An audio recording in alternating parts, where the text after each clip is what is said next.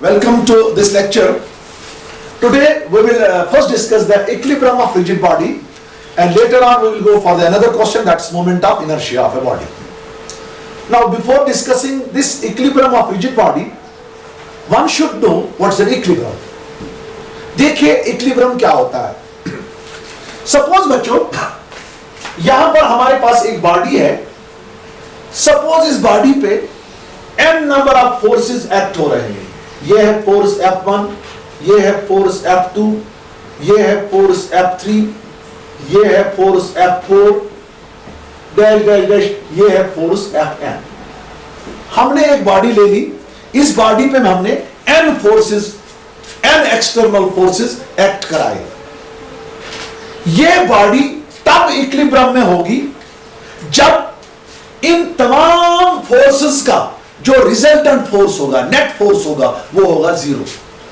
अगर हम एक बॉडी पे बहुत सारे फोर्सेस एक्ट कराएंगे, अगर उन फोर्सेस का वेक्टर सम जीरो होगा, यानी नेट फोर्स जीरो होगा, तो हम कहेंगे जो ये बॉडी है ये किस में है? इक्विलिब्रियम में है. अब आज हमें पढ़ना है इक्विलिब्रियम ऑफ रिजिड बॉडी. एक रिजिड बॉडी को हम तब इक्विलिब्रियम में मानेंगे जब इस रिजिड बॉडी का लीनियर मोमेंटम और एंगुलर मोमेंटम दोनों जो है they remain constant with time. अगर एक रिजिड बॉडी में ना मोमेंटम हो गया चेंज विद टाइम, ना एंगुलर मोमेंटम हो गया चेंज विद टाइम, तब हम कहेंगे जो ये रिजिड बॉडी है ये किस में है? इक्विलिब्रियम में है. A rigid body is said to be in an equilibrium if both the linear momentum as well as the angular momentum of a rigid body remains constant with time. That means neither the linear momentum nor the angular momentum of a rigid body changes with time. अगर एक rigid body का ना linear momentum ना angular momentum time के साथ change हो जाएगा, तो हम कहेंगे कि रिजिड बॉडी जो है ये किस में है? इक्विलिब्रियम में है. A rigid body is said to be in an equilibrium if both the angular momentum as well as the linear momentum of a rigid body remains constant with time. आपको पता है जो लीनियर मोमेंटम है वो तब constant रहेगा जब इस रिजिड बॉडी पे नेट एक्सटर्नल फोर्स एक्ट नहीं होगा, और एंगुलर मोमेंटम तब कांस्टेंट होगा जब इस रिजिड बॉडी पे नेट एक्सटर्नल टॉर्क एक्ट नहीं होगा. ठीक है ना? अब जब इस रिजिड बॉडी का लीनियर मोमेंटम कांस्टेंट होगा, हम कहेंगे जो ये रिजिड बॉडी है ये है इसका कौन सा इक्विलिब्रियम? Translational equilibrium. चूंकि एक रिजिड बॉडी जो होती है इसको बोथ टाइप्स ऑफ मोशंस होते हैं, translatory motion as well as rotational motion. अगर एक रिजिड बॉडी का मोमेंटम कांस्टेंट रहेगा टाइम के साथ, हम कहेंगे कि ये रिजिड बॉडी जो है ये किस इक्विलिब्रियम में है? Translational equilibrium. अगर इस रिजिड बॉडी का एंगुलर मोमेंटम कांस्टेंट रहेगा विद टाइम, हम कहेंगे कि जो ये रिजिड बॉडी है ये किस इक्विलिब्रियम में है? रोटेशनल इक्विलिब्रियम में है. सो this rigid body, when the momentum as well, linear momentum as well as the angular momentum remains constant with time, in that case this rigid body has both types of equilibriums, translational equilibrium as well as rotational equilibrium. हम अलग अलग इनको discuss करेंगे. हम लिखेंगे first condition of equilibrium of rigid body. First condition of equilibrium of rigid body. First condition of equilibrium of rigid body. या हम सीधे लिखेंगे translational equilibrium. Translational equilibrium. Equilibrium. मैंने आपको कहा जब लीनियर मोमेंटम रिजिड बॉडी का कांस्टेंट होगा, हम कहेंगे जो रिजिड बॉडी है ये किस इक्विलिब्रियम में है? ट्रांसलेशनल इक्विलिब्रियम में है. Let me discuss this translational equilibrium of rigid body. Suppose बच्चों यहां पर हमारे पास एक रिजिड बॉडी है. सपोज इस रिजिड बॉडी पे n एक्सटर्नल फोर्सेस एक्ट हो रहे हैं, this is force F1, this is force F2, this is force F3 dash dash dash, this is force F5 and dash dash dash, this is force Fn। हमने एक rigid body ले ली, इस rigid body पे हमने apply किए n external forces. ऐसे कहेंगे हम, let F1, F2, F3 dash dash dash dash Fn be n external forces, जो बाहर से मैंने फोर्स अप्लाई किए, be n external forces acting on the rigid body, acting on a rigid body. मैंने एक रिजिड बॉडी ले ली, इस rigid body पे मैंने n एक्सटर्नल फोर्स एक्ट कराई, F1, F2, F3 dash dash dash Fn। Let F जो है वो है नेट एक्सटर्नल फोर्स, F जो है that is net external force acting on a rigid body. F जो है, F मैंने लिया net external force acting on a rigid body. तो ये नेट एक्सटर्नल फोर्स जो होगा, यह इन तमाम फोर्सेस का वेक्टर सम होगा। यहां पर मैंने वर्ड किया यूज वेक्टर सम, क्योंकि फोर्सेस जो होते हैं वो वेक्टर्स होते हैं, तो इनका वेक्टर सम होगा। ठीक है, तो हम कहेंगे जो ये नेट एक्सटर्नल फोर्स होगा, ये होगा vector sum of these n force, n external forces. यानी जो F होगा ये होगा बराबर F1 plus F2 plus F3 plus dash dash dash dash Fn।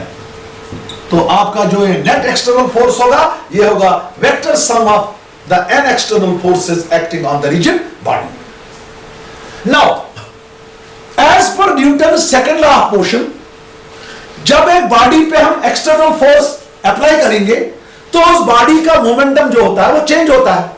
तो आपको पता है as per Newton second law of motion, Newton second law of motion, जो आपका एक्सटर्नल फोर्स F होता है वो होता है rate of change of linear momentum, यानी dp/dt। Now as per Newton second law of motion, जो आपका एक्सटर्नल फोर्स F होगा वो होगा rate of change of linear momentum, यानी dp/dt। चूंकि हम कौन सा इक्विलिब्रियम पढ़ते हैं? Translational equilibrium. Translational equilibrium rigid body को कब होता है? जब लीनियर मोमेंटम क्या होगा? Constant. For translational equilibrium, for translational equilibrium, for translational equilibrium, जो ये रिजिड बॉडी है इसका जो लीनियर मोमेंटम होगा वो कांस्टेंट होगा। For translational equilibrium the linear momentum of rigid body is constant.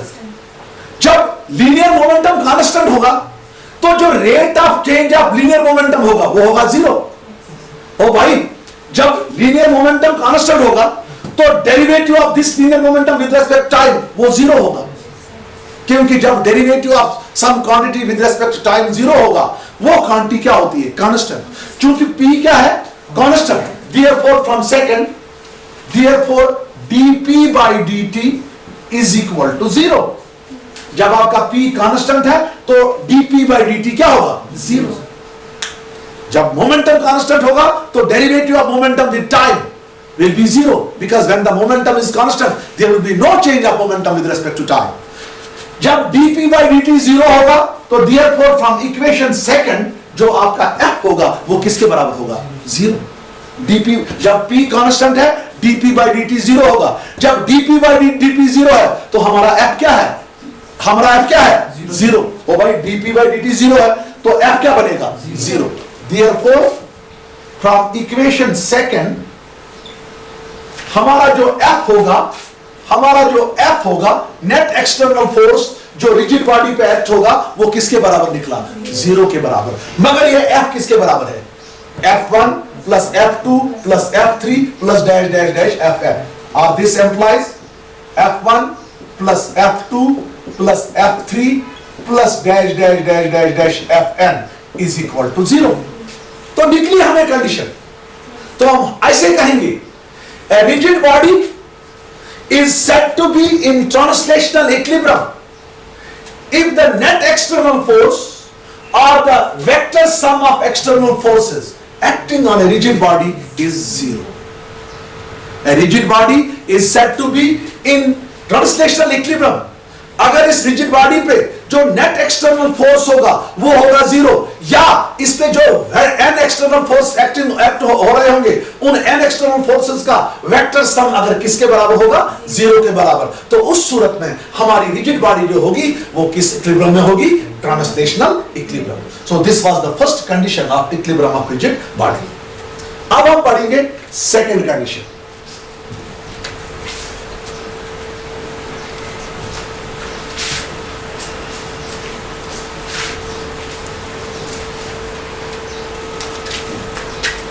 अब हम बच्चों पढ़ेंगे second condition. Second condition of equilibrium of rigid body, उसको हम कहते हैं rotational equilibrium. ROTATIONL, rotational equilibrium. Rotational equilibrium मैंने अभी बताया आपको, एक रिजिड बॉडी तब रोटेशनल इक्विलिब्रियम में होती है जब उसका एंगुलर मोमेंटम कांस्टेंट रहेगा, यानी जब उसका एंगुलर मोमेंटम टाइम के साथ चेंज नहीं होगा. सपोज हमारे पास एक रिजिड बॉडी है, यह है रिजिड बॉडी. सपोज इस रिजिड बॉडी पे एन एक्सटर्नल टॉर्क्स एक्ट हो रहे हैं. Late τ1, τ2, τ3 dash dash dash τn be the n external torques. चूंकि रोटेशनल मोशन में टॉर्क होती है, तो चूंकि वो रोटेशनल मोशन में जो फोर्स का इक्विवेलेंट होता है वो टॉर्क होता है. τ1, τ2, τ3 dash dash dash τn be n external torques acting on a rigid body. Acting on a rigid body. हमने एक रिजिड बॉडी ले ली, इस रिजिड बॉडी पे मैंने एन एक्सटर्नल टॉर्क्स अप्लाई कराए. क्या क्या? τ1, τ2, τ3 dash dash dash τn. Tau जो लेंगे हम, टाउ लेंगे net external torque. Tau is equal to net external torque acting on rigid body. मैंने एक रिजिड बॉडी लगा दी, उस पर मैंने एन एक्सटर्नल टॉर्क्स एक्ट कराए, और टाउ जो है वो इन तमाम एन टॉर्क्स का वेक्टर सम है. टाउ लिया मैंने, net external torque acting on rigid body. Therefore this tau, this will be equal to τ1 plus τ2 plus τ3 plus dash dash dash τn. इसको रखेंगे इक्वेशन नंबर 3. नेट टॉर्क जो है वो है tau, therefore this net torque जो होगी this will be equal to vector sum of these n external torques. आपको मैंने कल पढ़ाया rotational equivalent of Newton's second law of motion. कल पढ़ाया as per rotational equivalent of Newton's second law of motion. Rotational equivalent of Newton's second law of motion. कल मैंने पढ़ाया rotational equivalent of Newton second law of motion. वो क्या कह रहा है? Tau is equal to dl/dt. The torque acting on a system is equal to rate of change of angular momentum of a system. जैसे वहां force किसके बराबर था, external force, rate of change of linear momentum of a body in case of translational motion और in case of linear motion. But in case of rotational motion, instead of force we have torque, and instead of linear momentum we have angular momentum. Torque जो होता है वो होता है rate of change of angular momentum of a body. Now जब body का rotational equilibrium होता है उस वक्त एल क्या रहता है, कांस्टेंट. पढ़ा है ना अभी, तो हम लिखेंगे for rotational equilibrium, for rotational equilibrium जो एल होगा एंगुलर मोमेंटम ऑफ बॉडी, ये क्या रहता है, constant. For rotational equilibrium of body angular momentum of a body does not change with time. That means L is equal to constant. जब L constant होगा, जो dl by dt होगा, वो क्या होगा? Zero. Therefore, dl by dt is equal to zero. चूंकि L जो है वो constant है, लिहाजा derivative of L with respect to time will be zero. जब dl by dt zero होगा, from fourth tau क्या होगा? Zero. Therefore, from fourth आपका जो टाउ है वो निकलेगा जीरो. मगर टाउ किसके बराबर है? Tau 1 plus tau 2 plus tau 3 dash dash dash tau n. और this implies tau 1 plus tau 2 plus tau 3 plus dash dash dash tau n is equal to zero.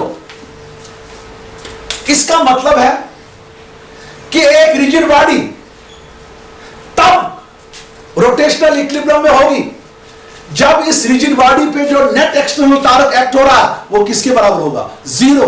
या sum of n external torques किसके बराबर होगा? Zero. हम कहेंगे a rigid body is said to be in a rotational equilibrium if the net external torque acting on a rigid body is zero और the vector sum of n external torques acting on a rigid body is zero. Rigid body जो होती है वो तब होती है किसमें? Rotational equilibrium में जब net external torque acting on the rigid body is zero और vector sum of n external torques acting on the rigid body is zero. Let us discuss the new topic that is moment of inertia.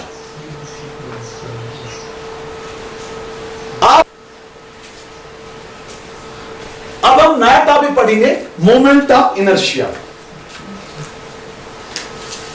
आपने inertia का नाम सुना होगा. क्यों चुप याद करा यार? What are you doing? आपने जब लीनियर मोशन पढ़ी, जब ट्रांसलेटरी मोशन पढ़ रहे थे आप, क्लास 9th में भी पढ़े आपने वहां इनर्शिया का नाम सुना है. इनर्शिया देखो, न्यूटन्स फर्स्ट लॉ क्या कह रहा है आपको?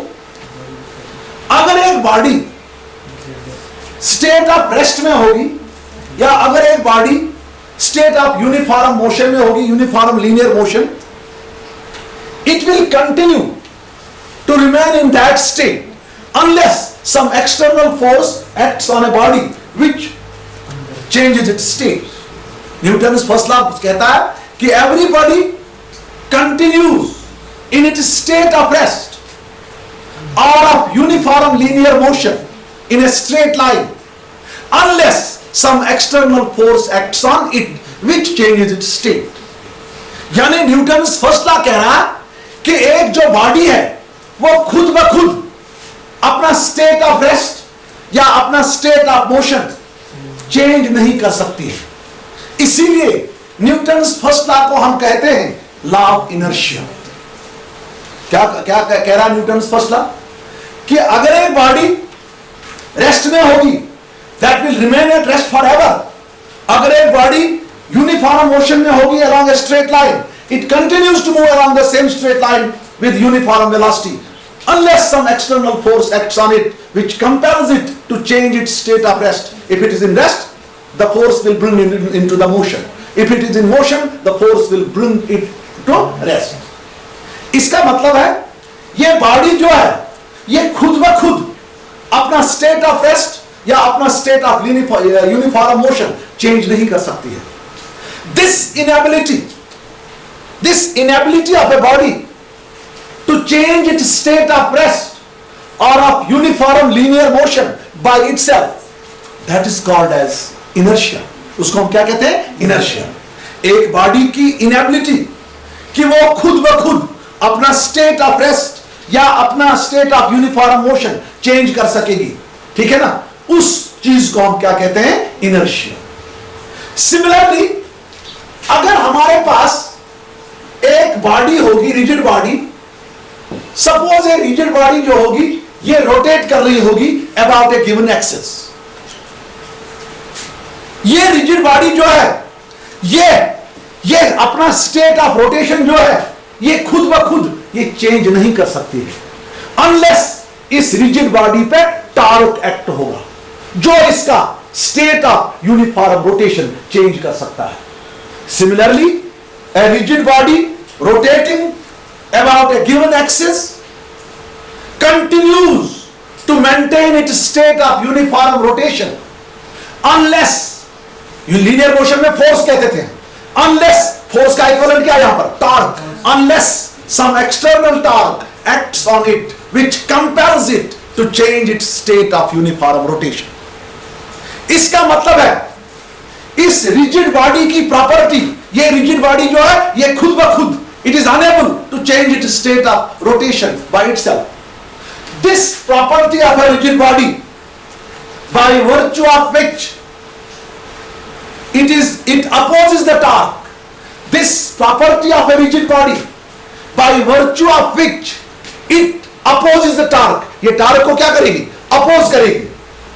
The property of a rigid body by virtue of which it opposes the torque which tends to change its state of rest or of uniform rotation about a given axis is called moment of inertia of a rigid body. Moment of inertia, जैसे वहां पर क्या करते हैं हम linear inertia में क्या करते हैं, एक बॉडी की एबिलिटी कि वो फोर्स को अपोज करेगा in order to change its state of rest or of linear motion, वहां हम उसको क्या कहते हैं, inertia.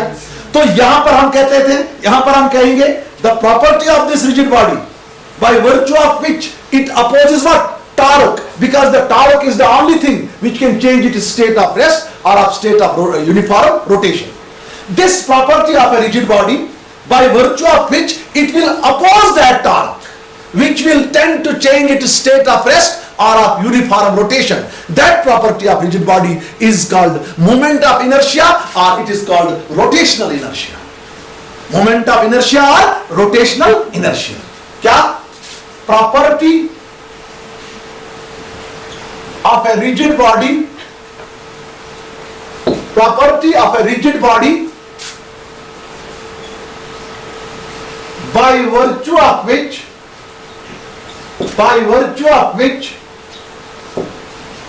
it opposes the torque. Property of a rigid body by virtue of which it opposes the torque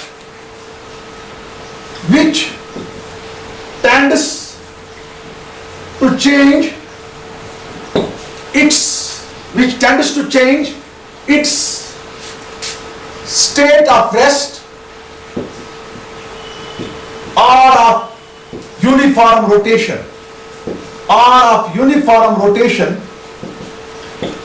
about a given axis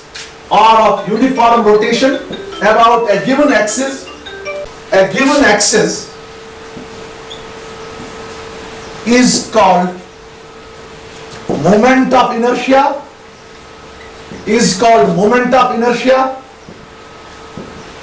or rotational inertia, is called moment of inertia or rotational inertia of a rigid body.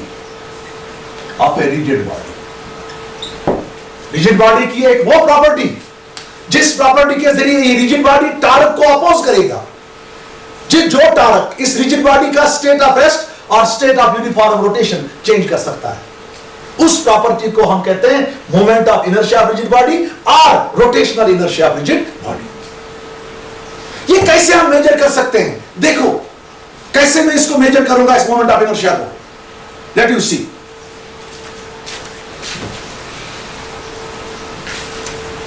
Suppose बच्चों ये मेरा 3 dimensional system है, इसमें मेरे पास 3 axis है, ये x axis है, ये वाई एक्सिस है, ये जेड एक्सिस है. सपोज मेरे पास एक रिजिड बॉडी है which is rotating in x y plane. ये रिजिड बॉडी जो है ये रोटेट हो रही है in x y plane about z axis. मेरे पास एक रिजिड बॉडी है, this is rotating in x y plane about what axis, z axis, with uniform angular velocity omega. ये जेड एक्सिस जो है ये है एक्सिस ऑफ रोटेशन. बच्चों मैंने एक रिजिड बॉडी ले ली, ये रिजिड बॉडी लाई करती है एक्स वाई प्लेन में, रोटेट करती है एक्स वाई प्लेन में, मगर about what axis? Z axis. Z axis के इर्द गिर्द ये रोटेट कर रही है, तो जेड एक्सिस क्या होगी? Axis of rotation.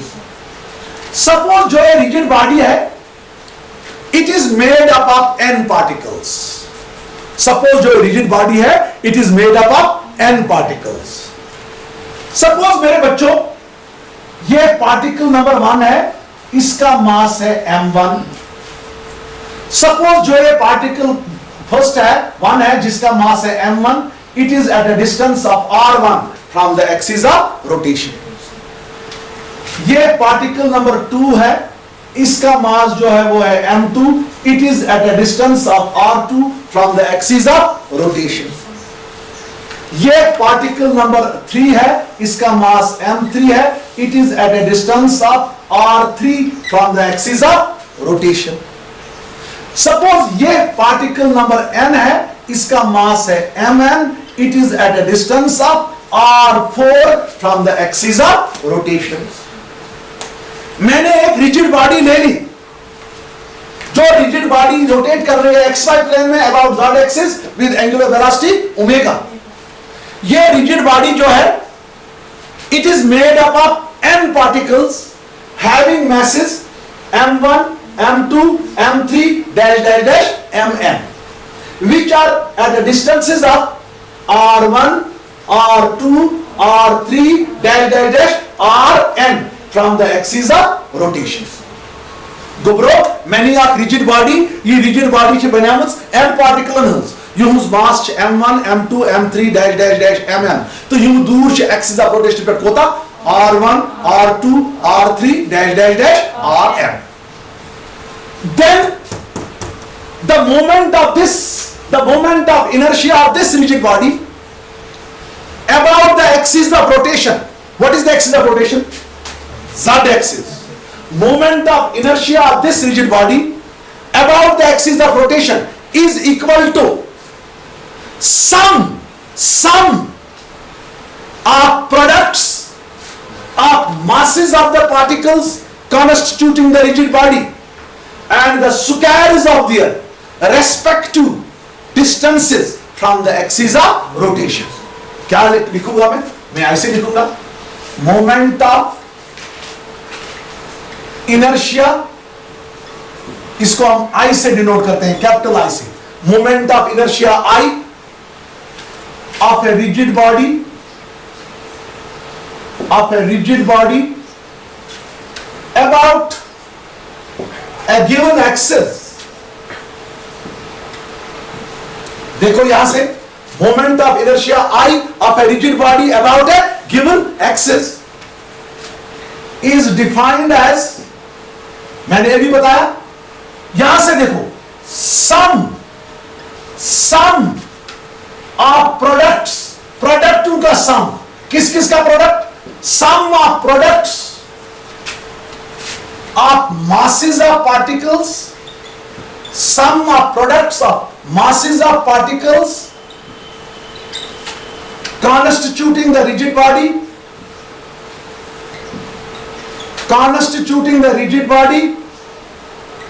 and the squares of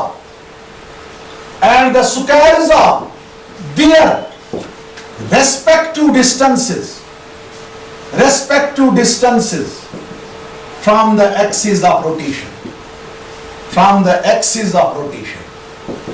यहां देखो, इस रिजिड बॉडी का जो मोमेंट ऑफ इनर्शिया होता है अबाउट ए गिवन एक्सिस, वो होता है, यहां देखो, sum of products of masses of particles.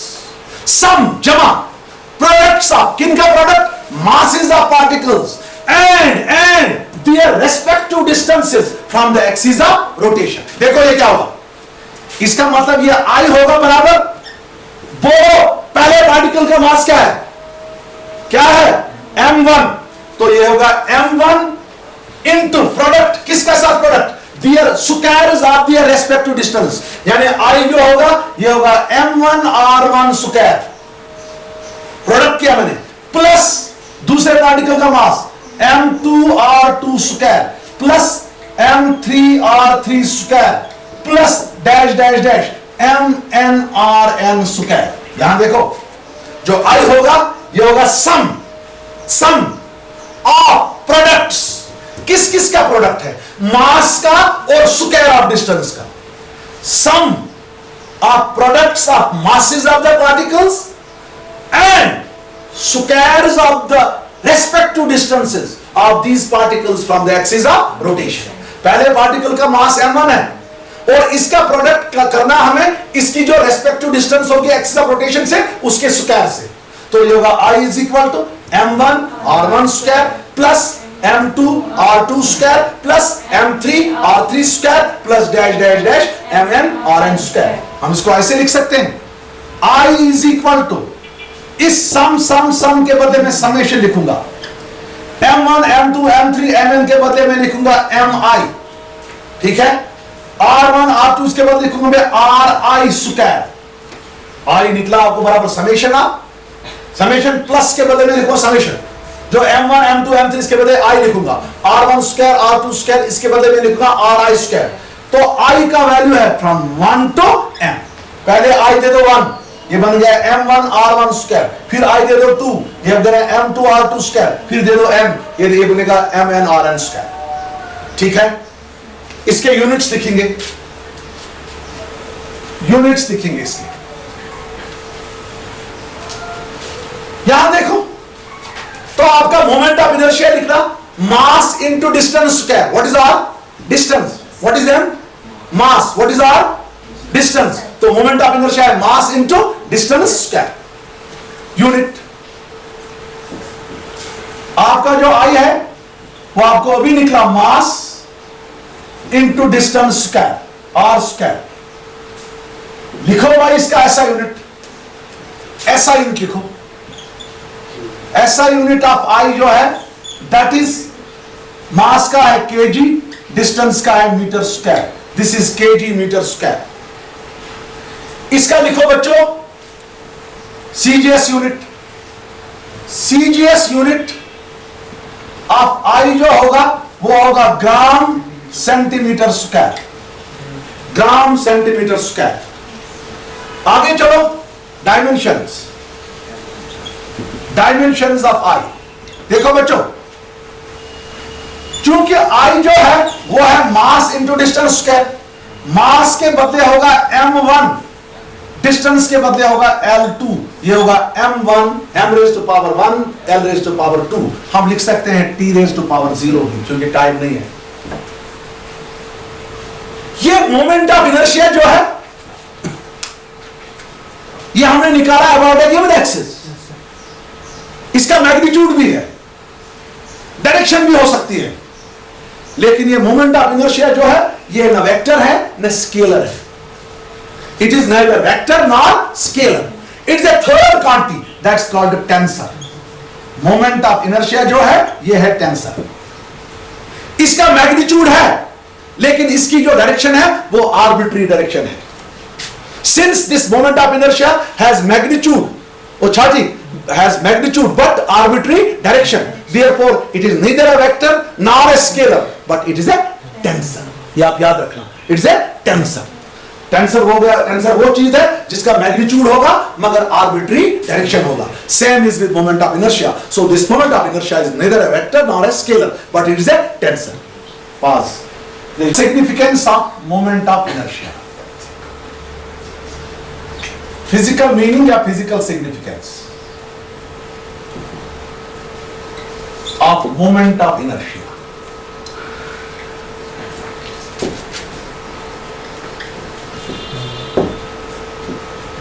देखिए भाई अब हम थोड़ा सा बोलेंगे physical significance of moment of inertia.